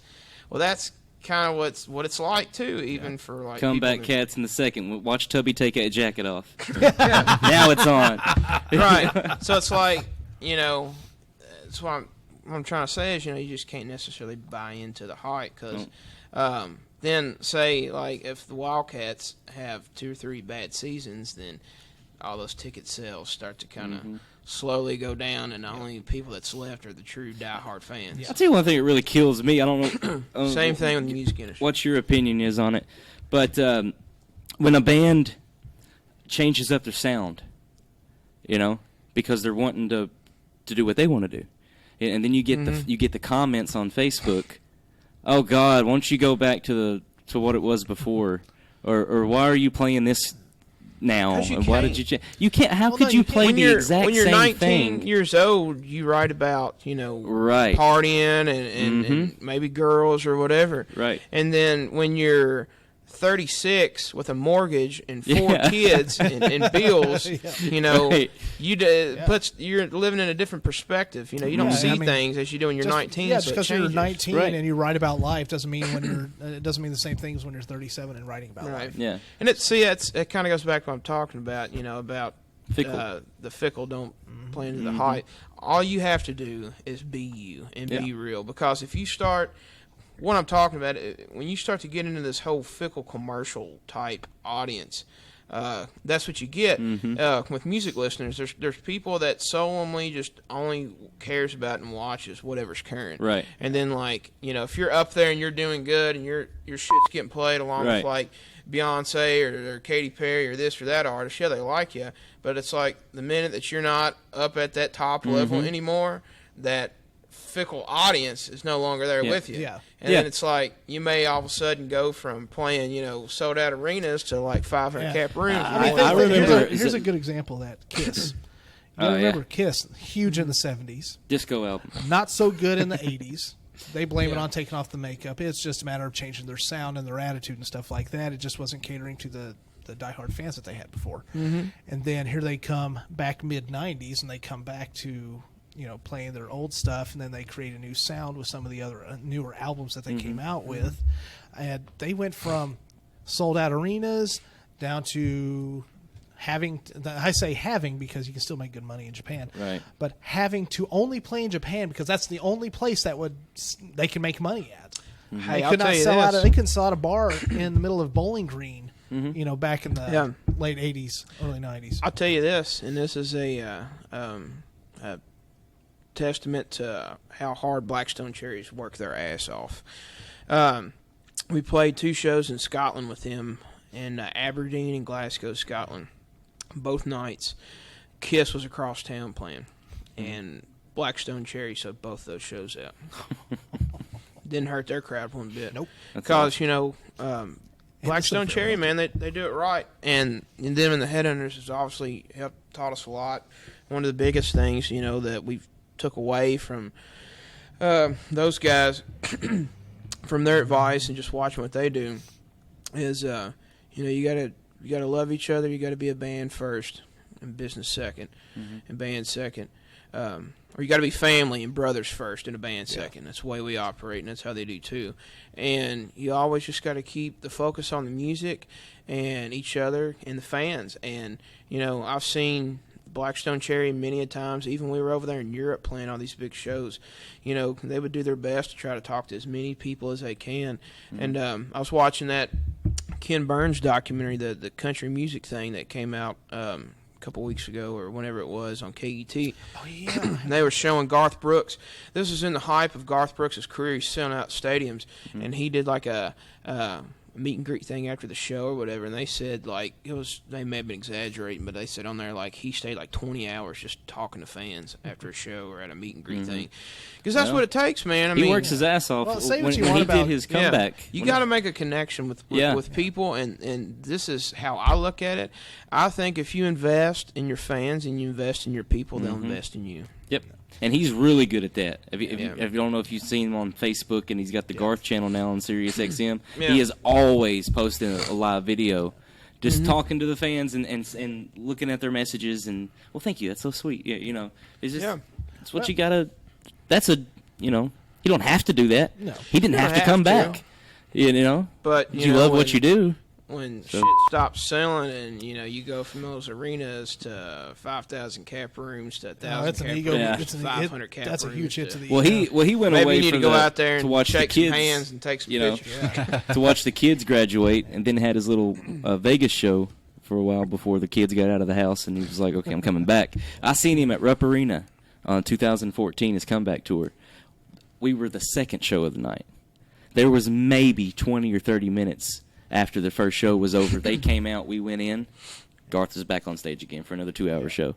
Yeah. It's like, you got to love what you – I mean, why else, you know, at this point, he doesn't have to, but he loves what he does. It's a big part of it. Yeah. Man, there's some guys like Garth, you know, he's like safe. He's fine. Oh, yeah.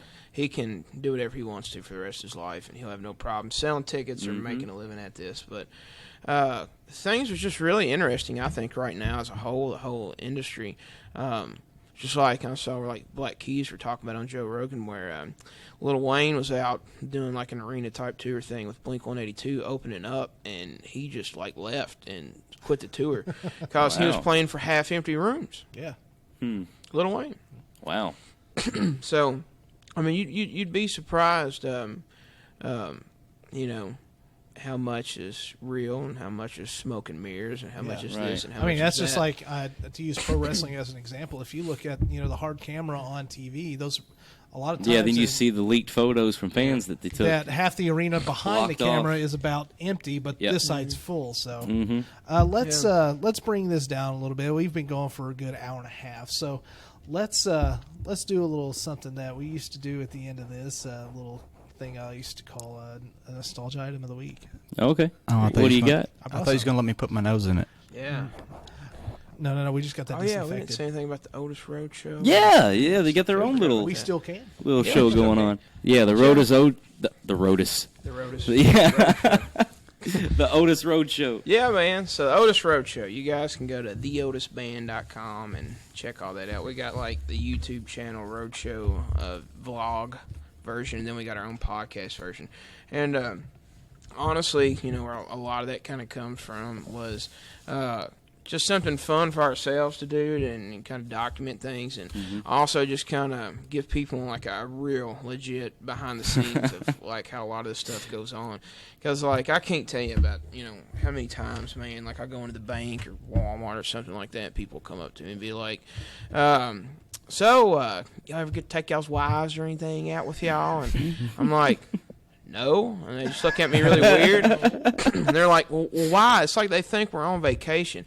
I'm like, because somebody has to stay home and work a real damn job and keep a roof over our head. Right. Them bills ain't going to pay themselves. Right. Exactly. You know, so they're kind of the real heroes. Yeah, exactly. You know, if you ask me, they have to deal with a lot and put up with a lot just to help and support us. Yeah. And, you know, so I think, like, over the years, the general public as a whole has just been sold a lot of just, like, incorrect, false information. thinking like, that, reality this is TV. great and that's great, when there's a whole different reality side to it that a lot of people are it's hard work. with. So we're just having fun, man, with it, and something for us and basically for our fans, and we just have fun with it, and check it out. All right, so this nostalgic item, the item itself is not nostalgic, but the subject matter is. I'm going back to the 80s, and Brad, I know you're a fan. Fuck yes. Well, I mean, it's fucking tattooed on my back, so yes. Masters of the Universe. It is a collection of their mini comics that when you used to buy the figure, it would come with a little mini comic in it. So this is a collection of the whole thing. Oh, and that was a gift to me? Is that what that was? Oh. No, this is Fuck you then. What are you giving me blue balls for, man? That's awesome. I don't know.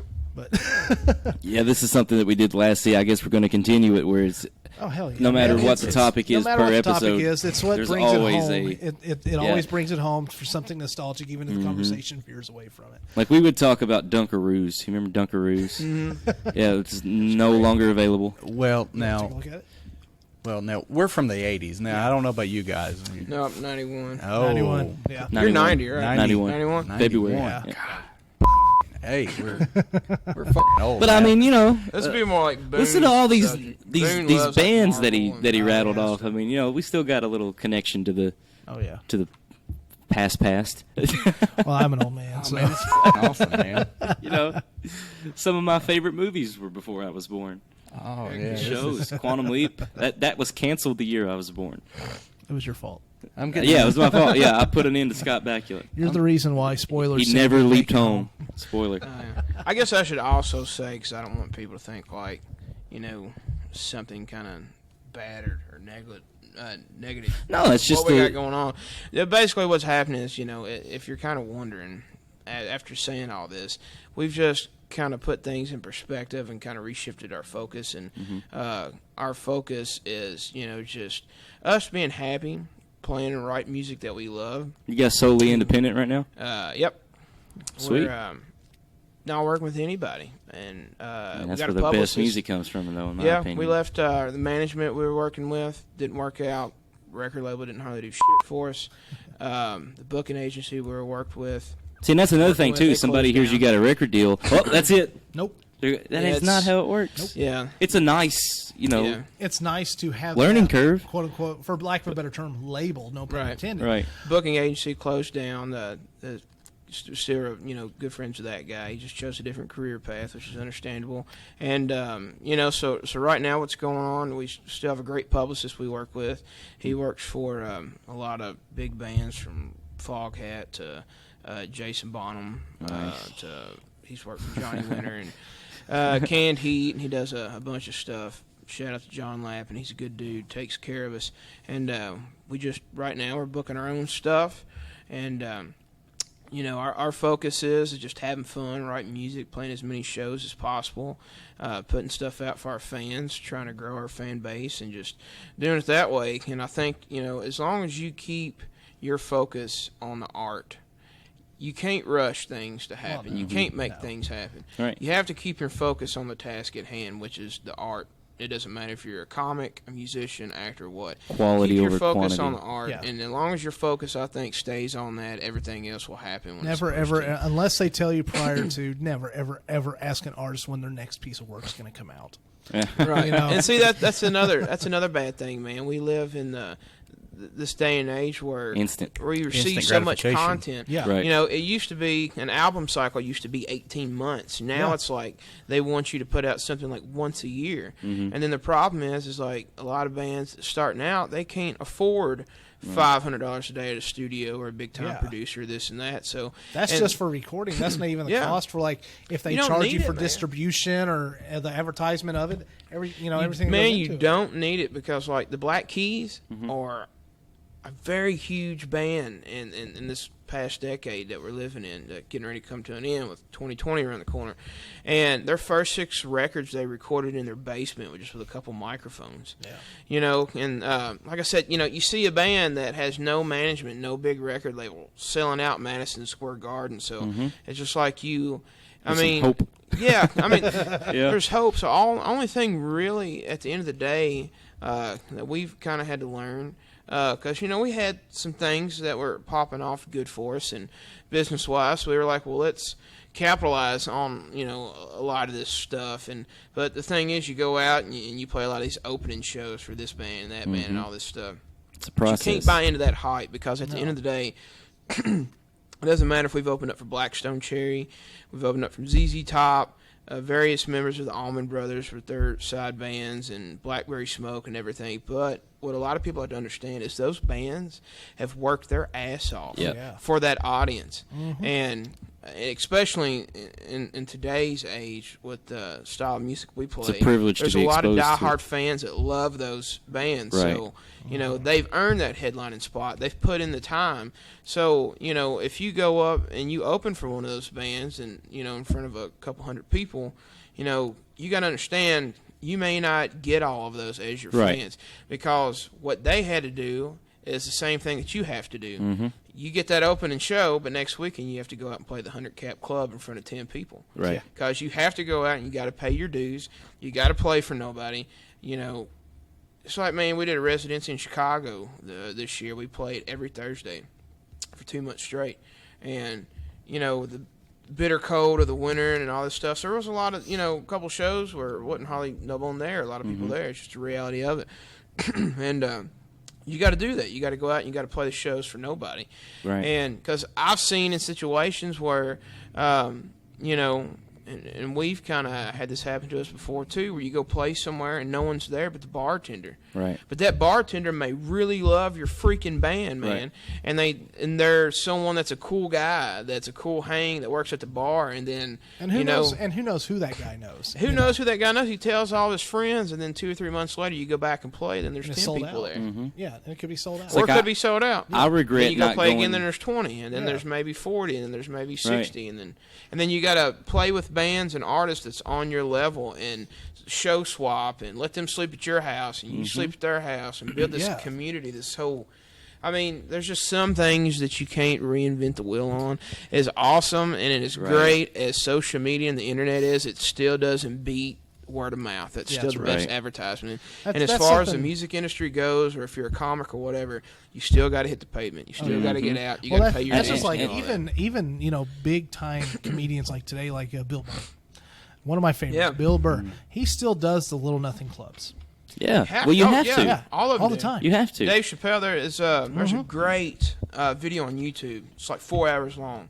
Dave Chappelle just shows up at one of these comic clubs in New York City, and there's, it's just small clubs, smaller than this room. It wasn't announced. He just went. He just showed up. To test material. They want to work shit out, man. That's all it is. They're just working stuff out. They do that all the time. Jeff Ross, Dave Attell, those are big stand-up comedians. They're doing shows all the time. Netflix, Showtime, HBO, and yet, like their most recent Netflix special, Bumping Mics, they do it in a place smaller than the King's Cafe. Well, it's kind of like what we were talking about earlier. Because I'm really fascinated right now with like comics and their hustle and the dues they have to pay and the stuff they have to go through. Because it's completely different from musicians. And as far as like the comics go, you have it's not as cutthroat amongst comics, I think, as they have a better community. Bands. Yeah, there's a better community with a lot of bands and artists. It's like, well, do you have a connection or a relationship that I can benefit? That I can get off of you. Yeah. If you don't, then how can I benefit by being your friend? There's a lot of that fickle crap that goes around. But man, just the whole process of that is really fascinating. And if you're an up and coming comic, like a band, if you're an up and coming band, you think you catch your big break if you get this big record deal, right? Yeah. A comic right now, it used to be like an HBO special or something, but Johnny Carson. Right, or Johnny Carson. Yep. Now it's like a comic thinks their big break, quote unquote big break, is if they get like a Netflix special. Right. They don't realize how little they're actually going to make off that Netflix special, by the way. Unless you're Dave Chappelle. Well, what I love is, you were talking about, there's this comic that I've been watching. His name's Andrew Schultz, And it's kind of hard times right now to be a comedian because, the culture of America and the world. It's hard to say certain things because some people can get sensitive and take things the wrong way. Yeah. But so that's kind of Andrew Schultz is a very real guy, and he'll say it how it is. Yeah, and he don't Sir care. Bradley. Yes. Mm-hmm. And so Netflix wouldn't give him a special because he was just maybe too real or whatever, afraid he may offend somebody with his bits or whatever.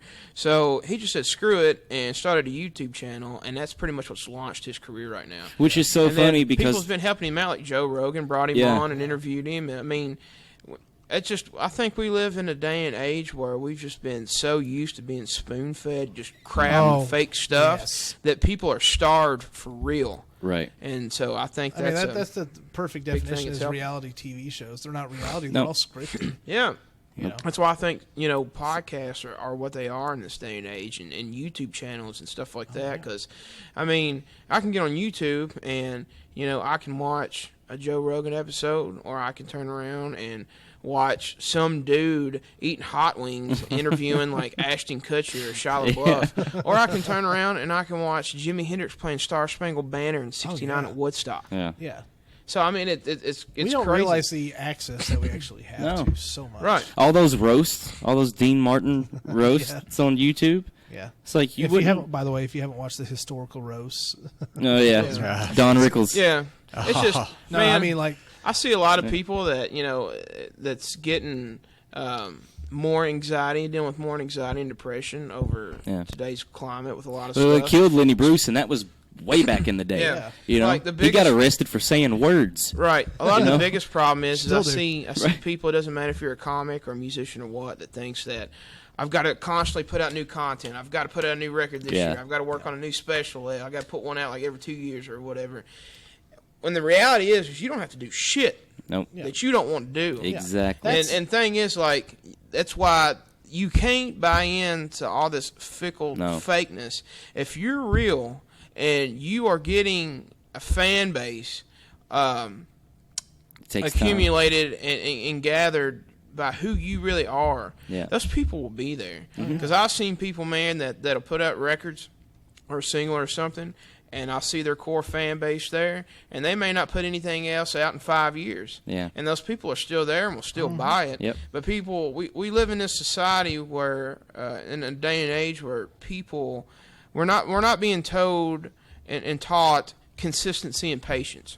Yeah. The problem is people can be doing all the right shit and see little results because we're not teaching and telling people that in this, Rome wasn't built in a day. Right. That's what people have to realize. You may be doing all the right stuff, and just because you're not seeing the results you want to see today doesn't mean it's not going to happen 5 years from now or whenever. But it's hard for people to realize that. Because here's the thing, and this is what kind of really helped put a lot of things in perspective.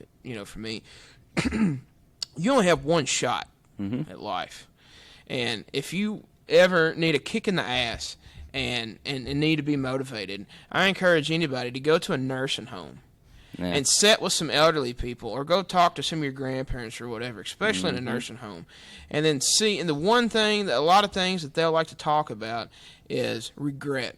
Yeah. I wished I could have done this. I wish I had more time for this, whether it was spending time with their family or chasing that dream that they wish they, could have done or this or that. And that's one of the biggest things that scares the hell out of me. Yep. Is me too. Wondering Every what day. if I can't live like that. That's like if I've got to quit my job, get on a plane, and go play in front of 5 people in Germany and Austria or whatever, I'm going to freaking do it all day. Because you don't know what it'll lead to. You never know, and you never know because at the the very worst thing least. you can do is, I wish I did. Yeah. Yeah. You never know how you're going to impact somebody's life. That's why, if you're a band or a comic or an actor or whatever. With the acting, I have been given advice from people. You don't need to do that.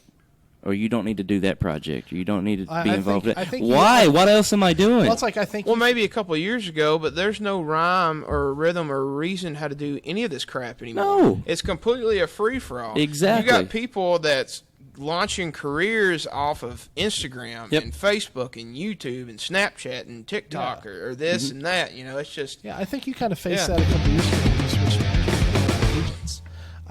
Because, I remember you telling me they didn't want you to do theater. They didn't want you to do this. They didn't want you to do that. Well, it wasn't necessarily that, but it was how can I book you when you're already busy? Yeah. And it's like, yeah, but why would I sit around with my finger up my ass? Yeah, waiting. How do I know? You don't know. Yeah, so exactly. my agent I have now, she knows what I'm doing. It's like, for example, we're rehearsing Legend of Sleepy Hollow at the Plaza, which I'm getting nothing for, right? But I love it, and it's turning into one of my favorite performances if I'm allowed to have one. And we haven't even got it, in front of an audience yet. Yeah. And then on October 21st, we're starting a new miniseries, which I am getting paid for. But my agent wanted me to audition for a feature filming in Birmingham. The problem is it starts on October 30th. Huh. I'm not done with The Dark until November the 5th. Yeah.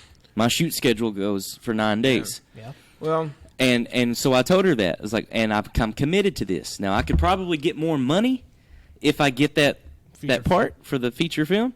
Yeah. But I've already agreed to this, yeah, and my heart's in it. And not just like that. I've already got the character. I'm ready to go. Yeah, not so, just that, but that'll... to her credit, do the audition anyway. We'll let them know until November the 5th. You can't do anything. Yeah.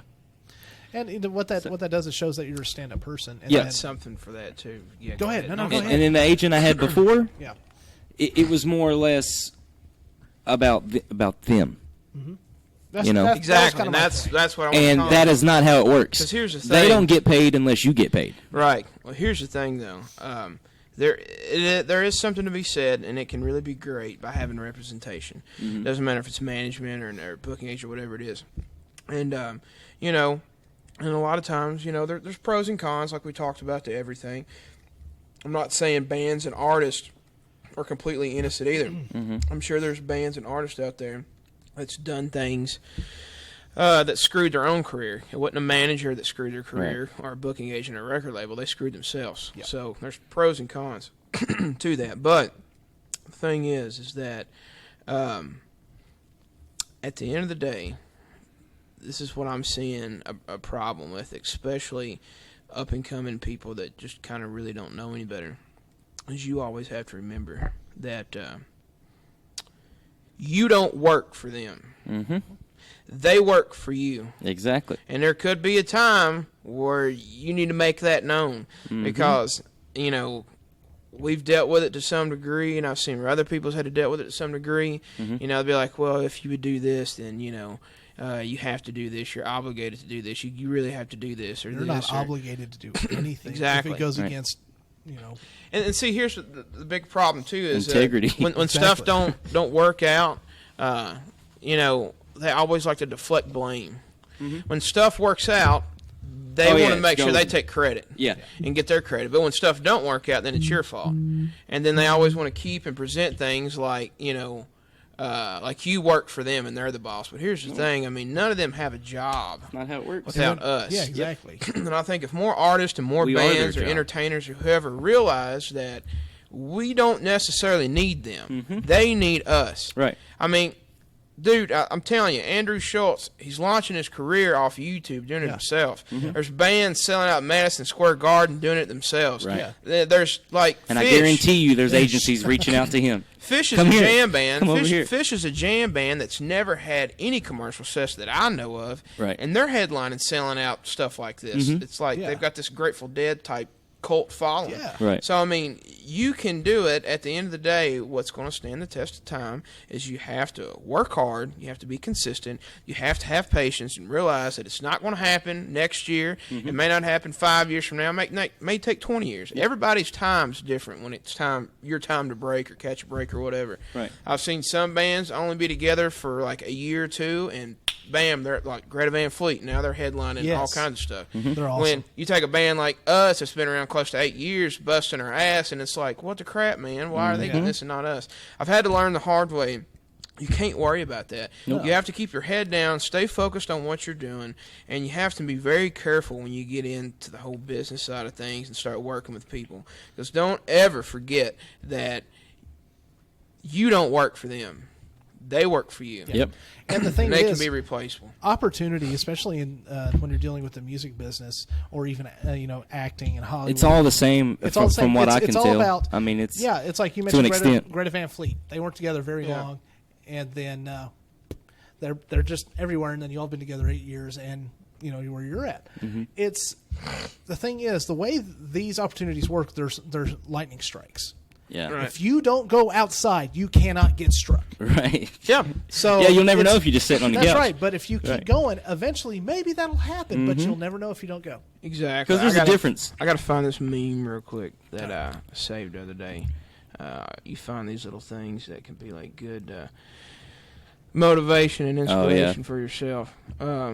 It's basically, I don't know where it's at. It's one of those deals like you can't just go out here and just try and give it all your best and then fail and be like, all right, well, I've tried my best. I've seen that, yeah. You have to go out here and you got to try, and you have to fail. Yep. And then you have to get back up and try again. And then you have to fail more. And then you got to keep going and then fail again. I mean, you have to, you almost have to be, you'll hear people say you almost have to be like delusional. Yeah, it is to a certain extent. Yeah. Where Like in Rocky Balboa. we were saying don't believe the hype, but you kind of believe your own hype to get to that spot. It's not about how you know- hard you can get. It's about how hard you get hit and keep moving forward. Right. I mean, if you can't believe it, who will then? Robert Downey Jr. You know? should not have a career right now. No, he went to jail for with what he went through. But that judge not taking it easy on him, he became freaking Iron Man. Who expected that? It happened overnight. and people laughed. Yeah, man. Yeah, and people they did. Yeah. They were like, "Oh, what's this?" It's one of the best actors coming back and doing his thing, man. You know. Let's Oh, here we go. It says, "Don't fake it till you make it." That's garbage advice. Face it till you make it. Get up, work hard, fail. Right. Stand back up, face it again. Do a little better, fail again, get back up, repeat. I was a that's just how background. it is, man. I was an extra on Nashville about 20 times. Yeah. David Alford, who was he played the manager on the show. He struck up a conversation with me one day. I mean, as soon as the director yelled cut, he was right back into the conversation like never left. He's a theater guy, so we got to talking about that. And he's like, "You want to do this for a living, right?" I was like, "Oh, shit. Is it tattooed on my forehead?" Yes, Yeah. Show up, do what they ask you to do. After you've done that, ask if there's anything else you can do. The worst they can say is no. All right. And that's it. That's all you just do, man. your thing. Just do and your hope best. for the best. And Just I have mean, fun. man, I'm super proud and happy for everything you got going on because you guys may not know, or a lot of people may not know that. When my dad got back into playing music and had a band going and stuff again, Alan's dad was in it, and that's how Alan and I kind of first met. Mm-hmm. And Alan and I were like 14, 15, 16-year-old kids sitting around in Little shitheads. his bedroom or wherever driving around. Well, I'm at their fantas- rehearsals, Yeah. they would go out and smoke. He'd jump on the drum set. Yeah. He was a drummer before he was a guitarist. Yeah, but I'm fantasizing about playing music across the world, and he's fantasizing about being an actor doing what he loves. And fast forward, a decade plus, and then I've been around the world, and well, not been around the whole world, but I've been in a couple different countries, and you've been in a couple different films, and just to see where I'm at now and you're at now, man, I'm just like, it's awesome. It's working. We're nowhere near. We're off to nowhere get there. near where we want to be, but we're exactly where we want That's to be. right. And with If that, makes any let's bring sense. this to a close Let's do because it. she's wanting to lock the door. Yeah. Oh yeah. And it's ending on a really good high note. I Yeah, I love love it. this. I'm smiling because Yeah, man. I love Dude. that. I love that. Again, as always, guys, Sir Bradley, Alan thank you so much. Steve, and our guest Steve Jewell Jr. Thank y'all for having me. I Otis. appreciate Yes, sir. it. Thank you. y'all. we'll do a closing. Check out Otis. We'll do it. Yeah, we'll check out Otis. Do you want to tell them the website? Yeah, y'all check us out. TheOtisBand.com. It's the hub for all thing Otis. You can get our tour dates. It'll take you to all of our social media pages. Take you to the Otis Road Show, our podcast, all that good stuff. And tell your friends and just keep buying real music and Keep it go alive. support shows and entertainers and artists. And I'm sure you'll have arts links and in the Absolutely, Yeah. in show notes. suite. Yes. y'all come And see us. with that, thank you guys. We'll do a closing post-interview before What was this it? comes out. Peace, So- love, and chicken grease. That's right. All of Yeah, this guy on stage. If you don't go to the shows Peace for the and music, barbecue just go grease. for the hype. Peace and barbecue. For the hype man in the corner. And with that, Yeah, man. thank you, King's Cafe. Thank you. Thank you. Y'all come check I don't know King's if you want me Cafe to mention your out. name on mic, Thank you. but thank you for you, doing Todd. your job. Delicious. Well, doing what you do here while we do a podcast. Yeah. Thank you. Appreciate it. And thank you, listeners. We'll catch y'all later.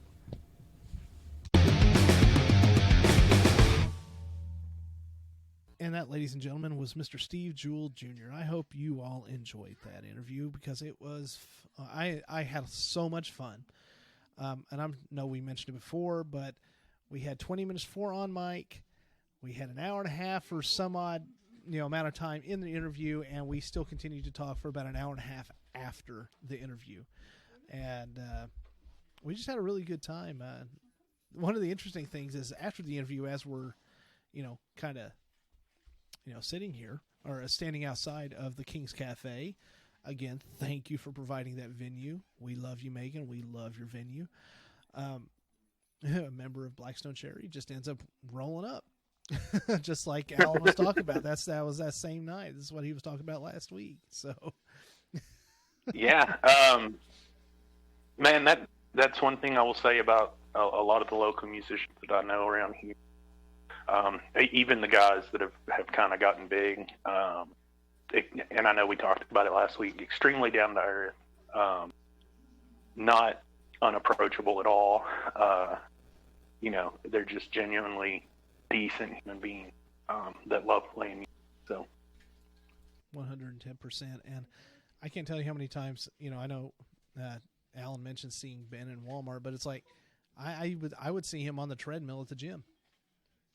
Yeah, I mean, you see these guys around town quite often. They bring their tour gear to my mom's dry cleaners to be cleaned. So yeah, I mean, it's just like I said, they're down to earth guys. They're just they just happen to be very talented at playing music. Yep. So great job, guys. I'm really impressed. Again, I can't wait to go see Otis again. I can't wait to go see any bands, and for that matter. You and me both. But definitely keep rocking, guys. Great job. Yeah, we're getting Le Cabin fever, if you get my drift. I mean, yeah, I'm on. I'm ending. I know some of you guys are probably on closer to week 5 or 6, but I'm ending 3, and normally this is my lifestyle, but I'm kind of itchy to go somewhere at this point. Yeah, I mean, I got to be a pretty good homebody as I've gotten older. Yeah, and I really enjoyed it. The one thing I looked forward to most was just being able to have days off and just stay at home having staycations. And now I really want to get out. I want to have a real vacation, especially since I'm kind of envious that you get to be home with your job, man. I tell you what, having to face these people every single day, and I don't mean these people in a derogatory way. I'm just the sheer amount of people that are still out, which they're doing what they can. A lot of them are wearing gloves and masks and doing what they can. They still got business that they have to perform for themselves and their own businesses and pay bills. I get that. It's, man, makes me itchy to get out. Man, you know how I feel about the mall, right? Yeah, about as much as I do. I had a dream the other night where I got to walk down the middle of the Greenwood Mall in Bowling Green, Kentucky, and I got chills because I was so excited. Yeah, this is no bueno for most of us, guys. To be fair, a lot of it was because I love those massage chairs. All right, fair enough. Yeah.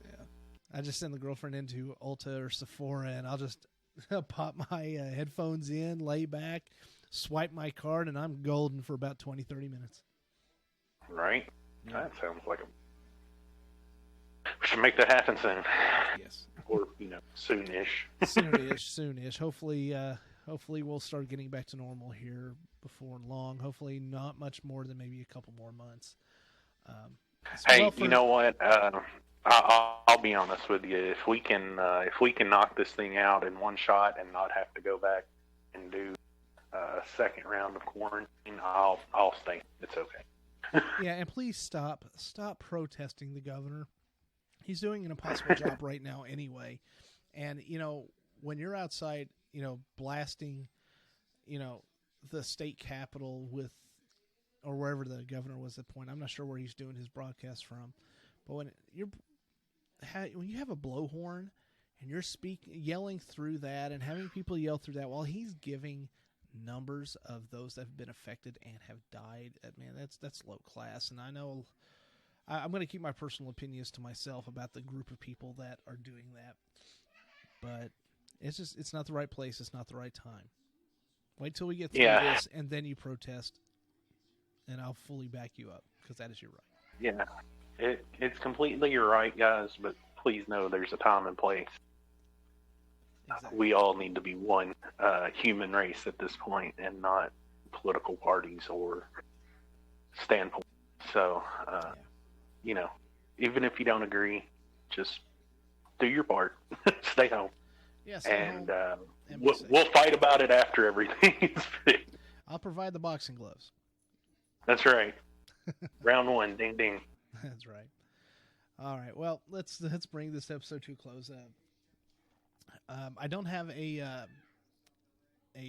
nostalgic item of the week, just because we already covered that in the episode itself. So it works for me. Yeah, I had something that I brought with me to use for that during that time. So, but once more with feeling, if you would like to reach us, get us at Deapan Studio 18 at gmail.com, SOKy Nostalgia at gmail.com, at SOKy Nostalgia, and on Facebook and Twitter, as well as at Deapan Studio 18. The same, both of those. I can't tell you how many more times. It's the same thing. Facebook and Twitter. And also, you can get us on our streaming services, iTunes, Stitcher, Google Play, TuneIn, and Spotify, as well as the Podbean app. Man, I say this list every single time. They're going to be in the show notes. Y'all know what I'm saying. Right. Maybe it's because we recorded the intro and outro one right after the other. It's just right, yeah. Again, guys, thanks for listening. Thanks, Steve, for coming in and doing the interview. We really appreciate it. Send us an email, guys. Yeah. Let us know. Rona down. Rona down. All right. We'll see y'all later. And for this week, for SOKy Nostalgia and Deapan Studio, once more, I am the Matt. And I'm Tiny. See you guys. Bye.